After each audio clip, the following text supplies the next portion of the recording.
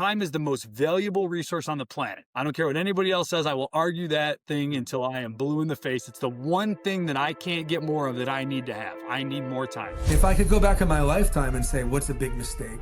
I wish I figured this out earlier. Ask questions, ask why. It takes a special leader to help you grow in a certain role. Doesn't matter how I speak, doesn't matter how I look. And it holds true as you think big and don't let anybody stop you. Now that's a success story. Thanks everybody for joining us on this episode of Success Story. I'm Steve Cross, the host. Today we have Jay Fortuna, the SVP of Talent and Operations at GoHealth. Jay, thanks for being on for us today. Oh, thanks for having me, Steve. I really appreciate it. Hey, we're just getting to know each other offline or prior to filming. So I don't have a whole lot of questions teed up because we don't know each other yet, but I'm going to start you where I start everybody off with. And when you think of your success story and you're telling, whether professionally or personally, people in your life, where does that success story for you begin? Where does it start for you?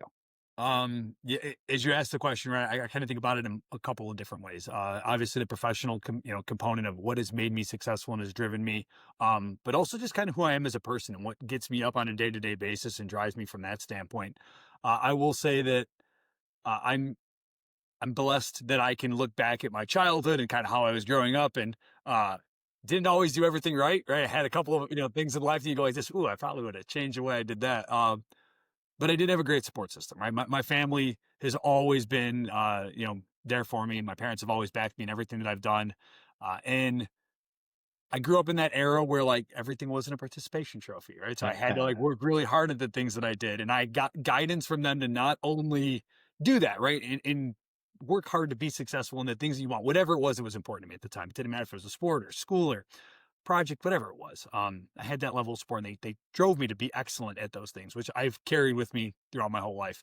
But also they allowed me to try and figure out what I wanted to do. I never was, the only thing my parents ever told me is, my mother was very adamant that I was going to college. Right. That was the time, like we all, you're going to college. You can pick which one you want to go to.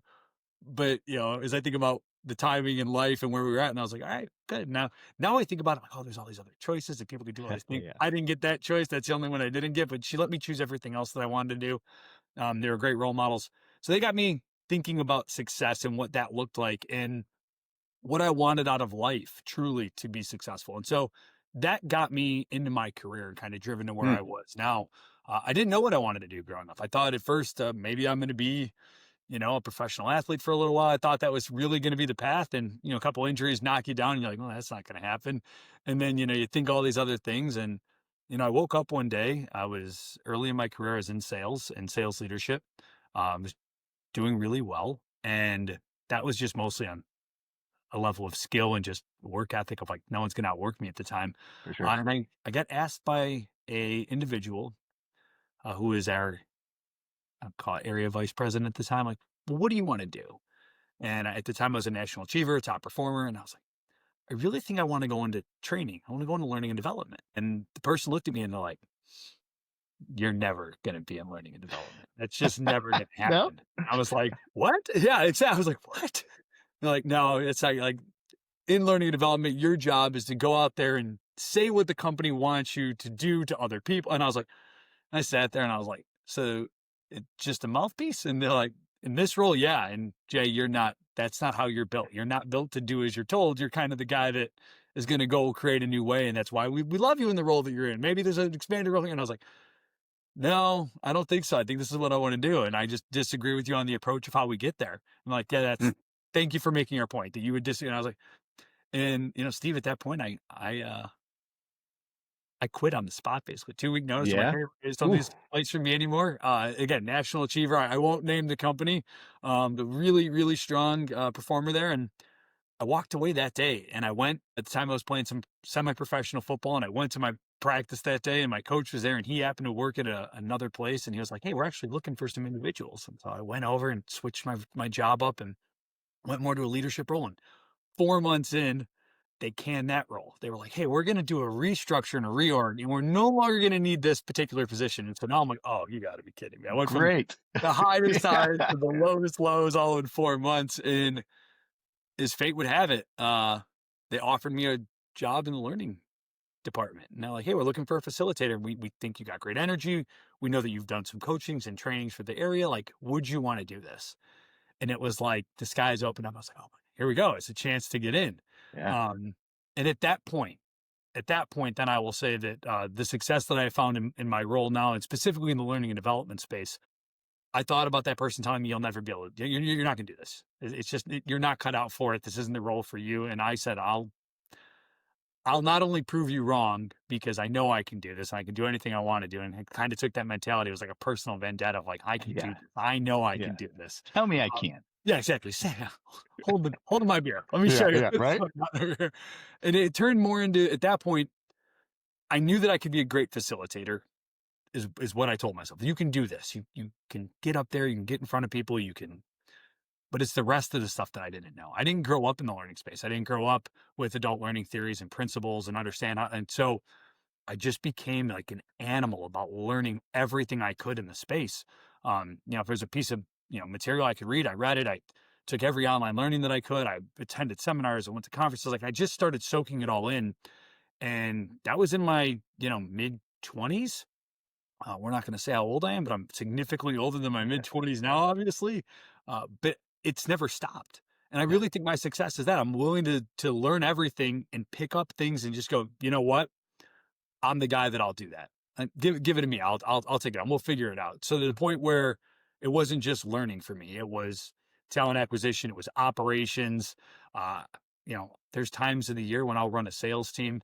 It just depends on what's going on and what we need, but raising my hand and always saying yes. And just knowing that if I don't know it, no one's going to outwork me until I figure it out. So I haven't always been the smartest guy in every room. I'm pretty good, but I'm not the smartest guy in every room. And I'm okay with that, right? The room is going to be smarter than me as a collective. And I want to go ahead and learn from everybody there as well. So I just started soaking it in and just said yes to everything I could. I basically raised my hand. And I was like, "Yep, you're not going to outwork me." And I got I had someone to prove wrong a long time ago. I think I got there finally. Yeah. Well, that thirst for knowledge and just, you kind of had a goal, right? And you ran to that goal and you understood you needed to learn more to help other people. That mindset, was that a childhood? Is that something, ingrained in you? Do you think you were born with it? Do you think it was just something you just learned from, seeing other people?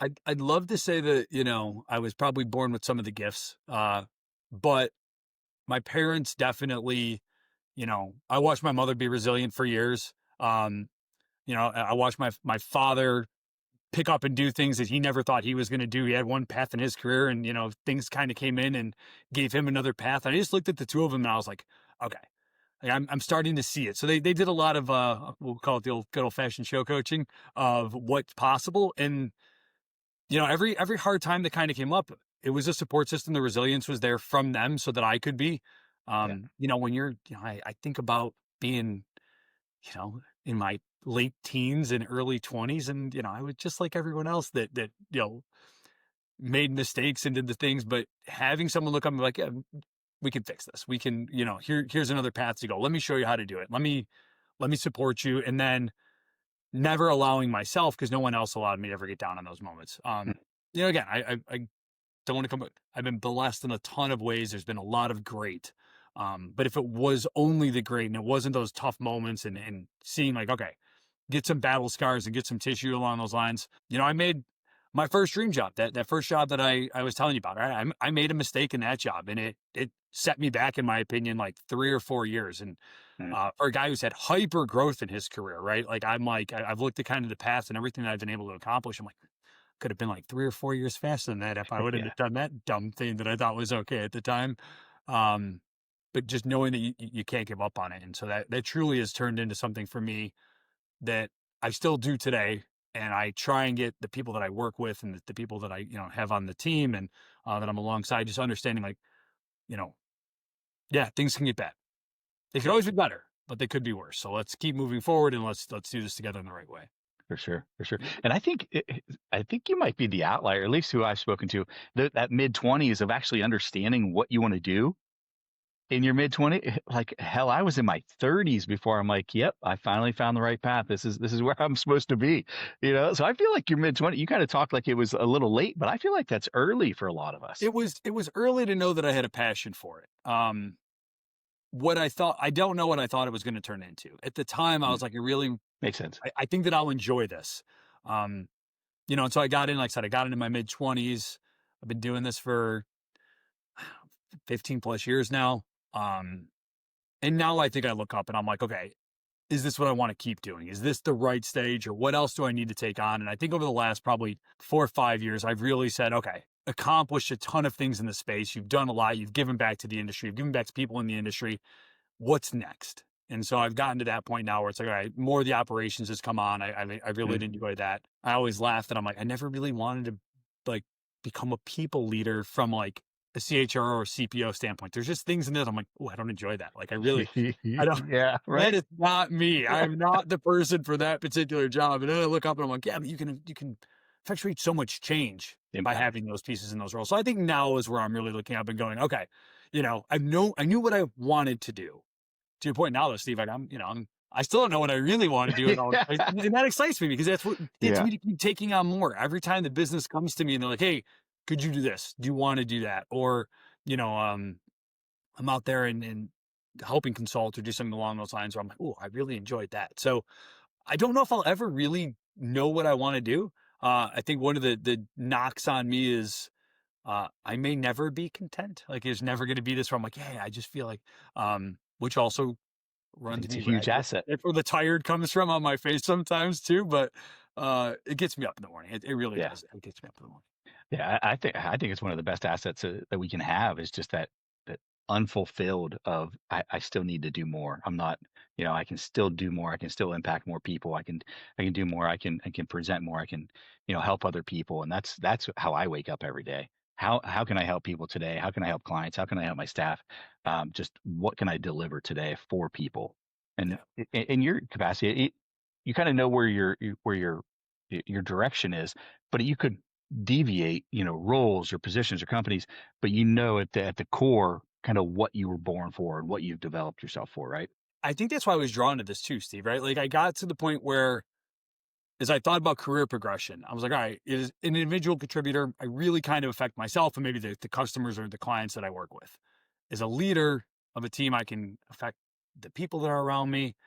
When I got into learning, I'm like, oh, wow, we can really change the way that we do this as an organization and I can affect this broader change. And then I got to the point where I was like, well, heck, if you're really good at this, if you're really good at this, you can affect the way that the entire industry looks at it, right? Whether it's my industry that I'm in now or the learning profession as a whole and development profession as a whole. And starting to go down that path where you're like, the change is broader, right? And the effect and the impact that I can have is much broader.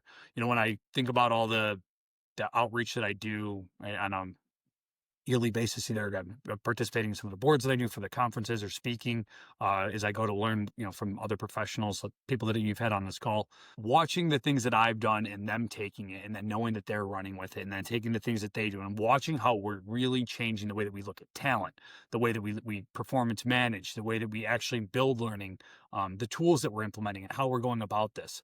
It really is making a broad impact. And that I think was what I got excited about when I was younger. That I was like, this is why. And so I think that the next why is still coming. And I'm, as I think about my life right now and the things that I want and what success is going to look like for the next, 20 years. And hopefully 20 more after that. We'll see. Yeah, for sure. That's right. I started thinking about the what's the next thing. Yeah. So You brought it up, and it's something I'm always attracted to. I grew up as an athlete, team sports. I think there's a huge component of success in companies having to be accountable at a young age and having to set your ego aside and understanding roles. yes. Talk a little bit. You brought it up, so I feel like it's part of who you are.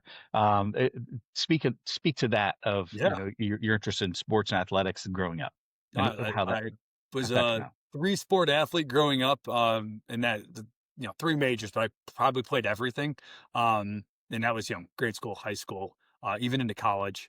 But I'll never forget, as you say this, right, what it brings out of you, that not only just the competitive nature, but the being part of a team, the being accountable, the the components that I learned from organized sports as a Mhm. young child and even unorganized sports as a young child. I think Yes. back to when I was, you again, I grew up in the era where like if it was summertime, you were outside and you were with your friends, you were, doing something. We were a big sports group. And so, right, in the summer we played baseball, fall we played football, in the winter we played hockey. Like we just met each other up, and that's what we did. I grew up in the city of Chicago, so I got all the seasons, and therefore I got to play all the Right. seasons Yep. that the sports came along with the seasons.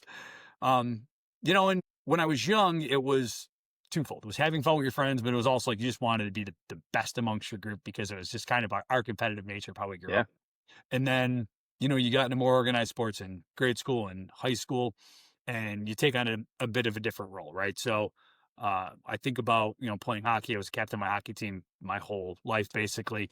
And the way that you're looked at, what we need from you in that moment, right? So being able to be different people for a different person for different people at different times, right? There's times when you just got to be the inspiration. There's times when you got to be rock solid. There's times you got to step up and go get the job done. I'll never forget sitting there and going, we're down 2 goals. Well, you better go get 2 goals, Jay. And there's that moment where that happens, and then all of a sudden you're like, all right, well, now you're the focus. All right, now you got to be the unselfish one, and make the pass to somebody else. And I played semi-pro football for 5 years. I was the captain and quarterback of that team, and that's a young adult. Right now, I'm no longer now I'm a young adult, and I think about what's looked at you from that standpoint. What you're in that huddle, and people are looking back at you, and you're down a touchdown or a field goal, and there's 4 minutes left, and everyone's just got these big eyes like, what are we gonna do? And you're like, relax. We were built Okay. for this. This is what we're going to do. We know the plays we're going to run. And being able to bring that kind of steady calm to that group is you're internally going, I got to make these throws. I got Yeah. to make Right. sure I get the right reads. I got to get outside the pocket, doing all Just gonna hide your anxiety. yeah, Right. exactly. Yeah. No one else can know how I feel. Yeah. That's for me to take on here. But that same thing happens in life and in business, right? I Damn think right. about specifically over even the last 3 years, 5 years, right? What companies are doing is technology is growing rapidly, and companies are reshaping the way that they're situated. They're kind of built and situated.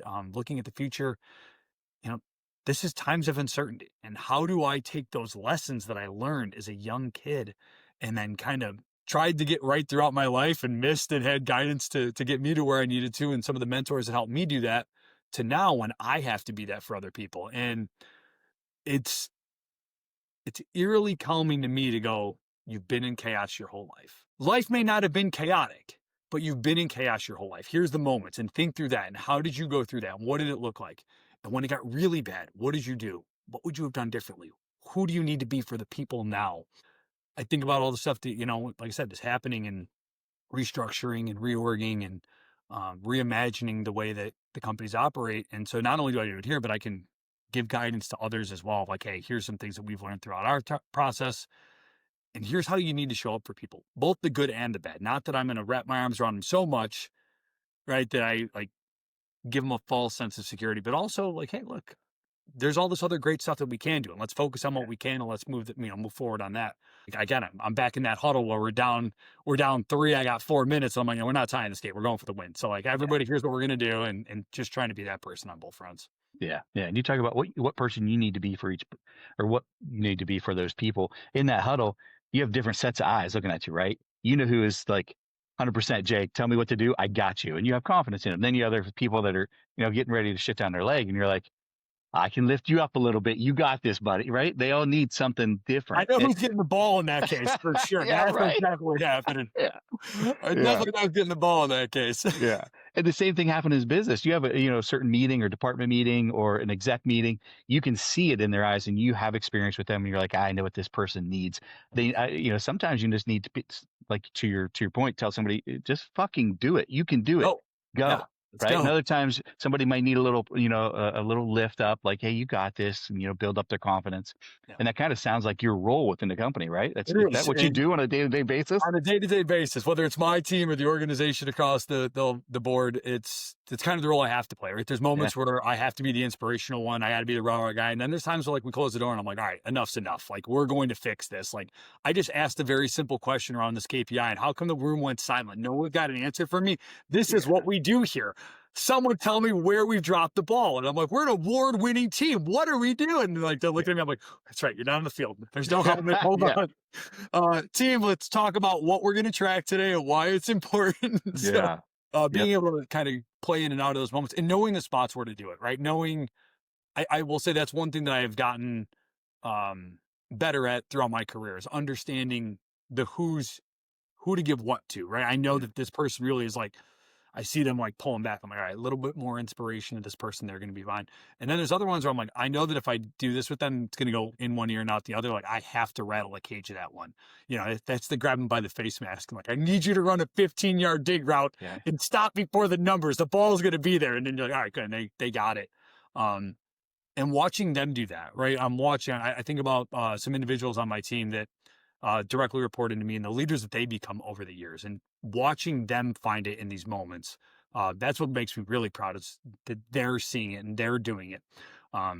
You know, and stepping up. We all got to get better at it. I still got to get better at it. There's moments where I'm like, I probably shouldn't have took that approach. Or like your aggravation showed today on that front, or you were a little soft there. We really needed you to be a little tougher on that one.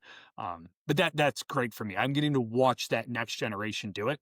So I know that as I continue to move ourselves around as pieces and other opportunities that they're ready and they've done that. So now it's me about building the next level of leaders and then making sure that the organization as its whole is successful and the other ones that are next to us. You know, before it was a little bit different. I competed very well, like, let's get the learning piece right. And then I'll compete against other people in the learning space. And now I'm like, no, like our company needs to go out there and be great at what we do. And I need the leaders of this organization to be the best ones that are out there. So a little bit different focus, but yeah. Yeah, you brought up a point, and we never touched upon it on this podcast, is generations. How do you attack? Because man, there's a lot of discrepancy, right? In the boomers, kind of ours, and however you want to classify the generations to, millennials, Gen Z. Is there a common thread through all of them? I'm sure there is, that you found. And then what are the differences there that you've been able to define of how you reach or attract those different generations? So the common thread for me is everyone still wants to be or can be connected with. And I'm not going to get into the whole, like, you know, are they an introvert? Are they, I want to talk about the Gen Z stare. I don't got to get like, it's one of those, like, it doesn't matter who they are. There's a way and a willingness. People still want to find some level of connective tissue with each other. It doesn't matter what generation you're in. It's just figuring out how you do that.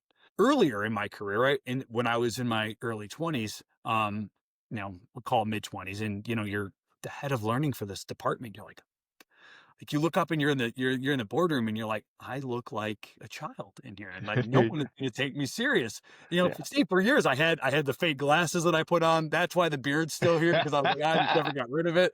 Yeah, you grew the beard out a little bit. You threw some glasses on. You always had a jacket on. I was like, all right, now at least I look the part. Now it's a little different. I can take the glasses back off and wear them when I want to, but connecting with them from a standpoint of that generation that was before me that kind of paved the way. It's like, okay, what's important to them? Can I demonstrate those skills so at least they'll believe and trust in me? And then, our generation of what was important to us and how did we kind of see a little bit of that, but we wanted a little bit more of this. And there's just a little bit of that middle ground of like, yep, I'll work really hard, but also I would like some balance. And I was like, I didn't grow up with balance. I don't understand that. I'm confused. Like I thought the grind was all that was there. And so I'm learning from the younger generation. Okay, well, what do they want? How do I connect with them a little bit as well? And it really does take that. It becomes being able to talk and learn enough about individuals, right? That you'll notice the things that generation brings because the individuals will have components. But it's like I said, I think I'm technically a millennial. I think so. I'm like on the edge or the cusp of whatever it is, like a year or something. I'm like, nah, I'm the oldest millennial that there is. I think like they cut it off on my birthday. So I don't know. Like I don't resonate with just that piece, but I do understand a lot of stuff that the people that I grew up around and what's important to them and what they wanted and the struggles that generation got versus holy crap. Like I may never understand the struggles that the boomers got. And I don't really probably understand what, the people growing up now that went to college and high school during COVID and I was like, I don't know how I would have never been able to thrive in that environment. So I learned from them like, hey, how did you do? And so being willing and open to learn about these people and then connect with them and find the things you go like this. All right, well, we are passionate about that. Oh, you like to golf? I love to golf. Let's go. Like, you cook? I cook.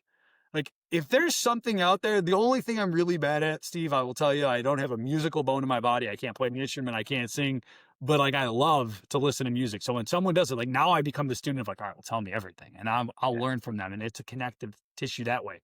Versus someone that's like, I'm into wine, and I'm like, okay, here we go. And I can start pulling bottles out. Like, let's try this together. It just depends on what it is. Yeah.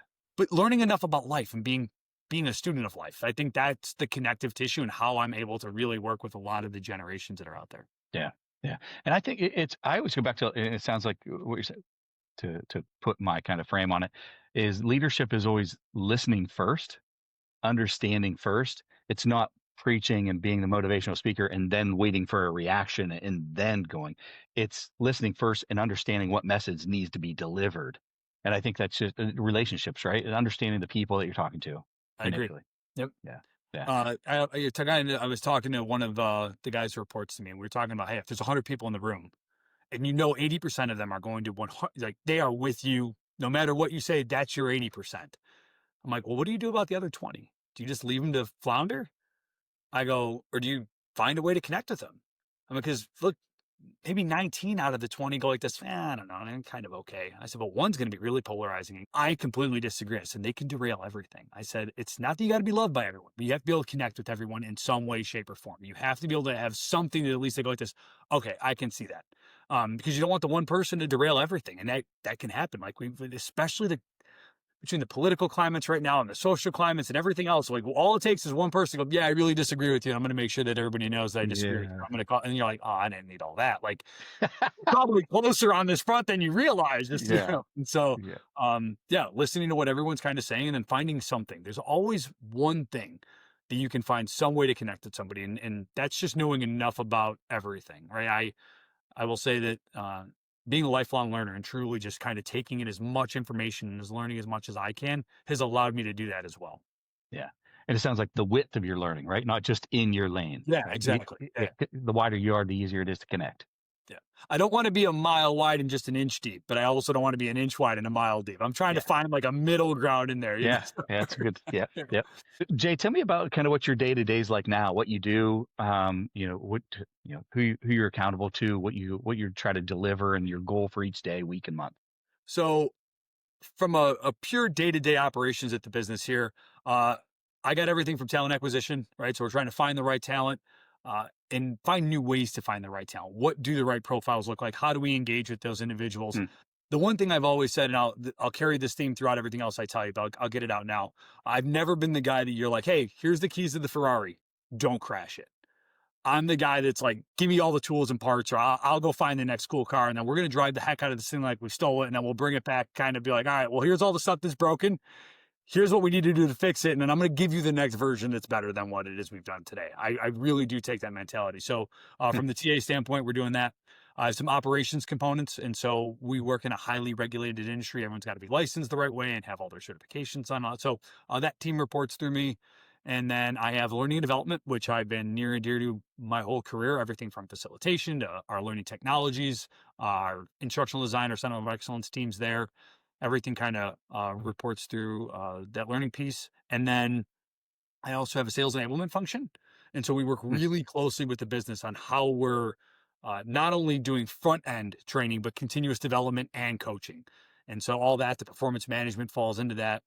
I did say on occasion, I have been known to have to step in and run a sales team because we're so close to it. And the way that the team was kind of built, we're the plug and play component. Hey, something's not right. It's broken. Hey, we need more, people to do this because we don't have enough. And we scaled or whatever it is, we kind of get that. So we're also the catch-all, which is kind of fun and interesting. And on my day-to-day basis, those are the teams that I'm responsible for. But really, I'm working alongside the business. I'm, working with our head of FP&A to figure out what we're going to be doing from a modeling standpoint, where efficiencies can come from. I'm working from, with our actual sales leaders and operations leaders to say, what do we need to do? How can we support it? What are we seeing that's not right? Let's rebuild the process. Tech team and product trying to get things there. Really, we have a tight-knit group of individuals at our organization that understand kind of everything from A to Z. And on a day-to-day basis, we are truly looking at how do we not only get the business better, but then also our people, and what do we do to make them understand what it is we understand. I spent a lot of time there. I used to spend a lot of time firefighting because the team that I kind of inherited a couple of years ago, we were a massive team, had a ton of inefficiencies, and over the years we've really gotten better. And so as we've had some, turnover, downsizing, less of the firefighting is truly here, and it's more along the lines of like, look, we have a team that knows how to execute, so we're going to execute on that. We're going to do it excellently, and then I'm going to keep finding ways to make a bigger, broader impact. So a lot of that, and then outside of that, working with people in the industry, right? So I know that Adam Hickman is someone that's been on the show before, and Adam is going to be one of the people that I will lean on. Like, hey, we need to fix this thing in the industry, and we'll sit down and we'll spend an hour or two a month just kind of brainstorming of like what else could we be doing as a group, beating up the things that we've done for 20 or 30 Yeah, years, right. right? So I'm like, hey, like if I think about what was popular 20 or 30 years ago, or like where it's at, like, why are we still doing the same things? This doesn't make sense to me. We need to adapt. We need to evolve. And so spend a lot of time on that as well. If I really truly think about like where I focus my time and efforts and my professional. Yeah. And so in your guys' kind of industry, what do you see coming down the line in the future? And don't say it, because don't say it. There's one word everybody says, it's an acronym. No, no. We have a lot of disruption. Yeah. To be honest, I think that for us, the only thing that I can be certain is coming is change. We are going to have a lot of heavily regulated industry, like I said. Right. Yeah. Specifically in our space, we do a lot of Medicare Advantage sales, protect sales like insurance models, personal insurance, things along those lines. I'm actually looking at a bunch of other products, but for us, we're always at the like mercy of not only the government, but our carrier partners and everything else. And so truly for us, it is the future is going to be diversification. It's going to be understanding immediate optimization and efficiencies. So how do I scale up, scale down, do that quickly? How do we meet our supply and demand the way that we need to? And then it's all the tools. It's not a single tool. It's not a single process. It's not that we need to start looking at everything and going, okay, well, how could I utilize this to get better? Or how do I look at that? If you ask my team, they will tell you that I probably spend a good chunk of my time trying to see around the corner and around the corner's corner. And so what do I think is going to happen next? Or, where is the administration going to take us on this standpoint? Or like, what do I think as a company we're going to do? Like in the next 6 months, are we going to want to scale up, scale down, and then what does that look like? And how do we get there? Yeah, that's what I will tell you. That's the future for me right now. And it's how do I utilize everything that's available to me and the technology and the tools and the people to do that and to really say, hey, this is what's great today. And I know we're in 6 months, I'm going to focus, and I know we're in 2 years, I'm going to focus. But if I go any further than that, Steve, you think about where we were 2 years ago or even 6 months ago, I look up and I'm like, I wouldn't have saw that coming. I can't look that far through. What's your 5-year plan? I'm like, Yeah. stay above ground and breathing. That's what my 5-year plan is right now. I don't know anything else to Yeah. play outside of that. Yeah, it's like 20 years ago where you had to have a 5-year plan. Now it's like I laugh at people that have a 5-year plan. I'm like, yeah, that's funny. That's a good one. I got a 5-day plan right now. I'm right? sticking to it. I'm sticking to my 5-day Our plan. world changes every single week. How can you have a 5-year plan? Yeah, You know? exactly. Yeah. Exactly. Yeah. So, Jay, who do you kind of look to for guidance or mentorship or leadership? Is it are you a reader? I know you talk about being a lifelong learner. I would assume you're an avid reader. Is it audio? Is it reading? Is it people? Conferences? I know you speak at a lot of conferences, Yeah. but who do you follow? Where do you who guides you? I do. I listen to as many podcasts as I can. I do a ton of reading, but I will tell you that really my biggest guidance and inspiration are the peers that I kind of have sitting alongside of me at those conferences, right? So when I'm up on a panel or I'm giving a keynote and I look around and again, I mentioned Adam. There's a bunch of people in that space, right? Like Giselle Fox from GE, like her and I will bounce bounce ideas off of each other. Laura Bartis is fantastic. Like I just have Eli. Dr. Eli from Wix is incredible. Like there's just so many people that when we get into the space and I'm like, okay, like we're going to go ahead and talk about this problem. Like my favorite is like, yeah, they bring us there. We're going to talk on this panel. Yeah, we know what we're here to say and what we're going to do and kind of how we go through it.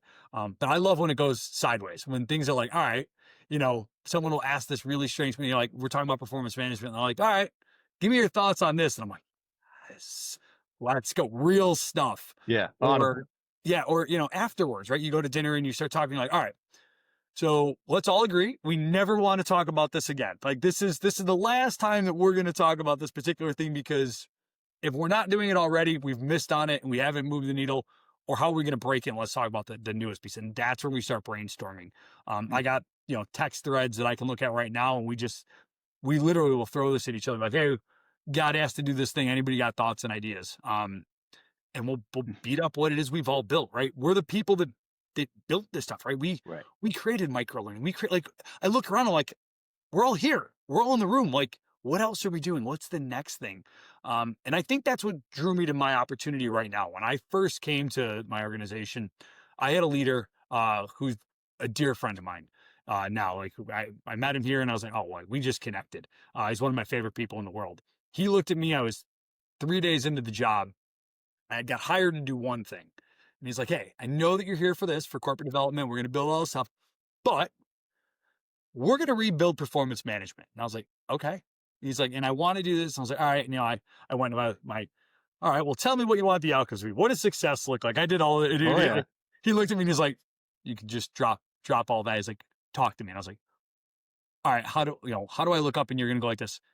All right, dude, thanks for doing the thing. I'm like, he's like, easy.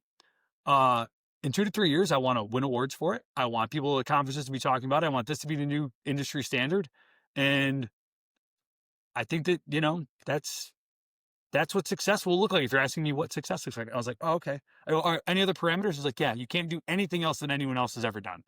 He's like, so like, we're talking performance management, and he's like, I don't want to hear about SMART goals, and I really don't hear about 9-box. And I'm like, okay. He's like, just go create something new. Bring that to me. All right. Simple little task. I'm stressed, but I'm also like so excited. I can't show him that I'm excited that I get this opportunity. Yeah. All right, cool. How long do I have? And he's like, to present something to me? Oh, 2 weeks. And so he threw this challenge at me. I immediately like started thinking through, like calling people that I knew, that I'm like, all right, tell me all the stuff that you're doing in this space that you don't like. What's broken there? And we talked through everything. And like, I spent 2 weeks, and this was March of 2021. So we still weren't like returned to office at the time. I'm working out of my place, and luckily I have a lot of glass windows where I live, and I was whiteboard markering this whole new process, like having like my beautiful mind moment. I was like, I wrote the whole thing up, put it into a presentation, did the whole thing, and I presented it back, and he gave me the opportunity as a leader to go like this. Like, this is what you live for, isn't it? Isn't this what gets you like? And so when I think about the people that I work with, it was not only him challenging me and giving me that chance. That's inspirational to me. That's who I turn to when I'm like this. I'm in a rut. He'll be like, you're in a rut. I give you something crazy to work on here and try this thing. He doesn't even work with us anymore, right? And so he's still a person that will push me and do that. But it really is. I look along the panels that I'm on, the conferences I'm at, the people that I'm with. I ask them what they're listening to. I get a ton of recommendations around some great content from that. I'm constantly looking. The one thing I will say is it's the minds that I work alongside when I do that helps me really be inspired. And those are the people that will help me challenge the way we do things. Anytime someone listens to me like, yeah, well, we've done it that way, it works, and we're not gonna, I'm like, you're not my people. Yeah, you're not my people. Here's the keys to the Ferrari. Please don't crash it. We built this last week. Don't break this one.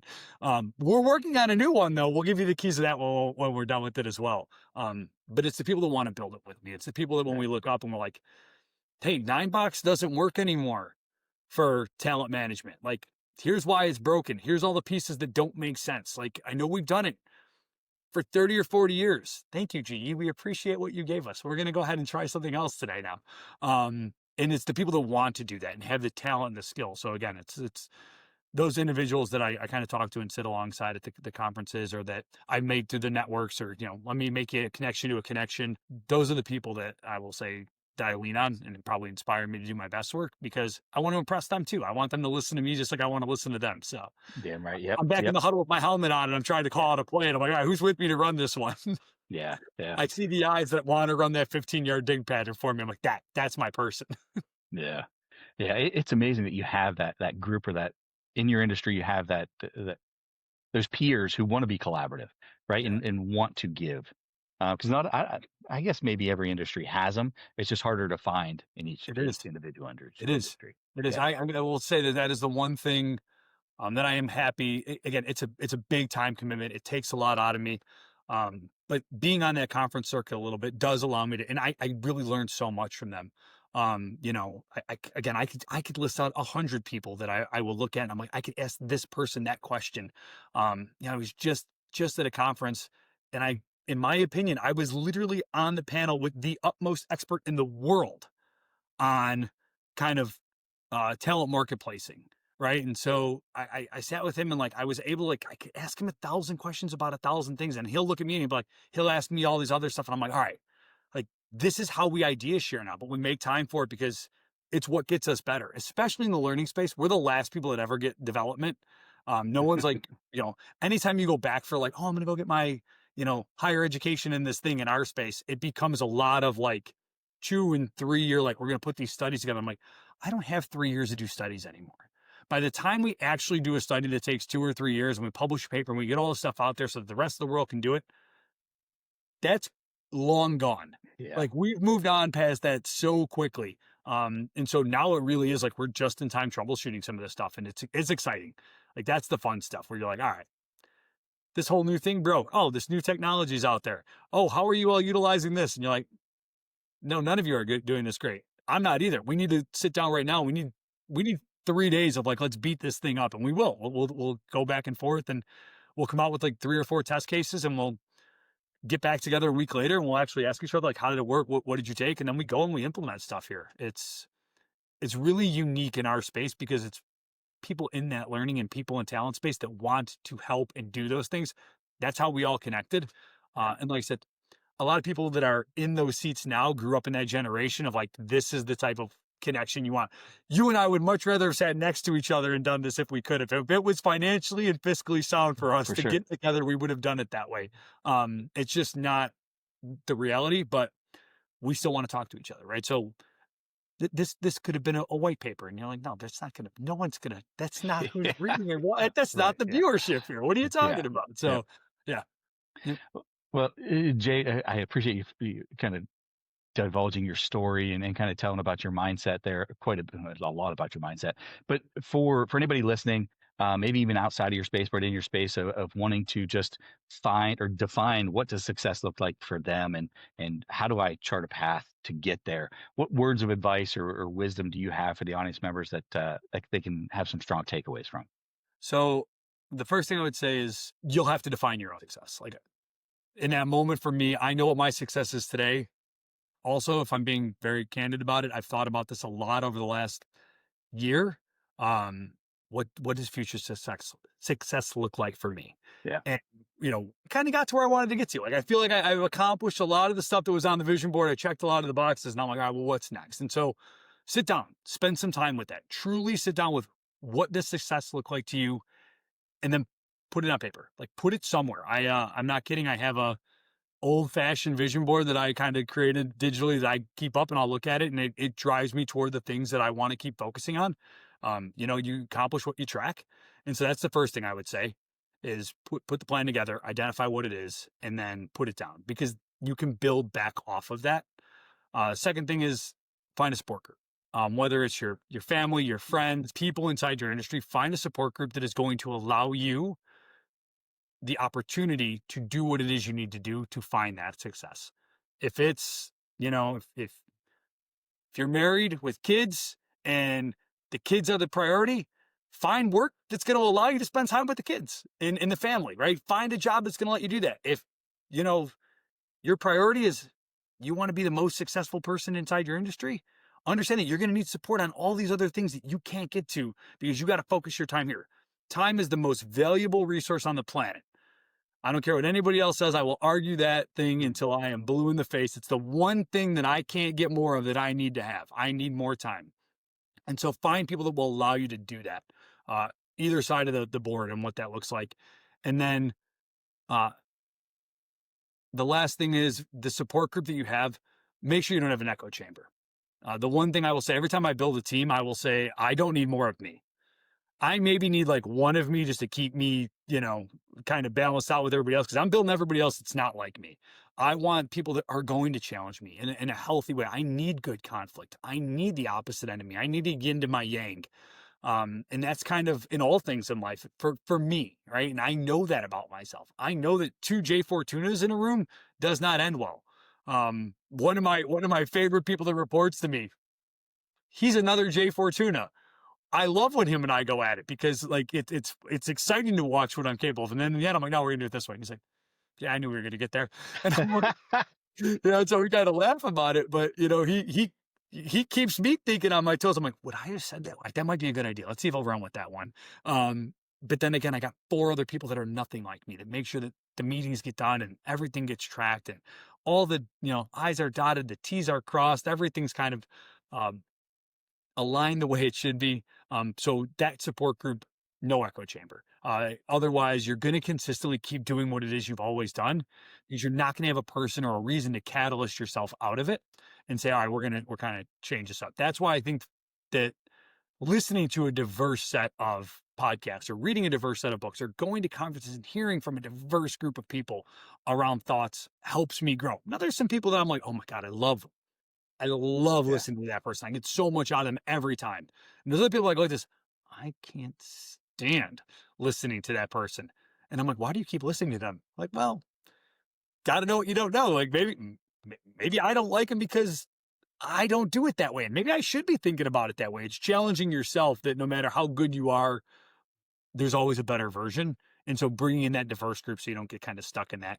Yeah, this is what we do and we're always great at it. So Love it. Yeah, yeah. The echo chamber thing, that's a big one for me.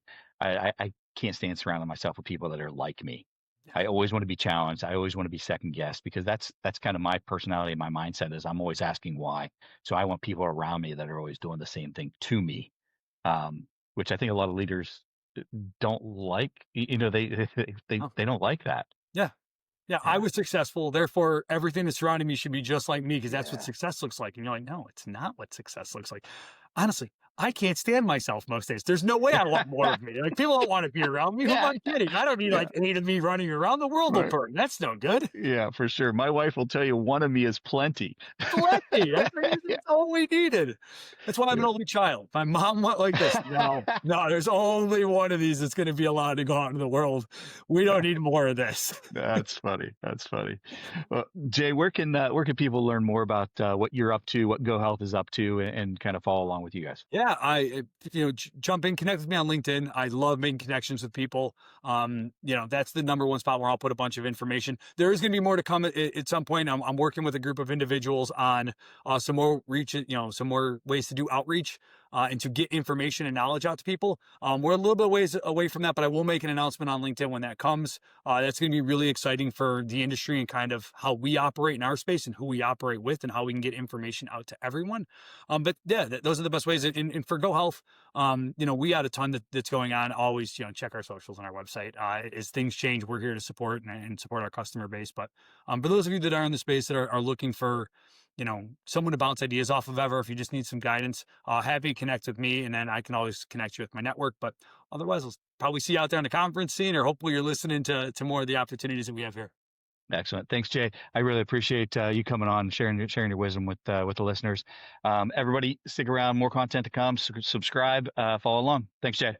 Thanks, Steve.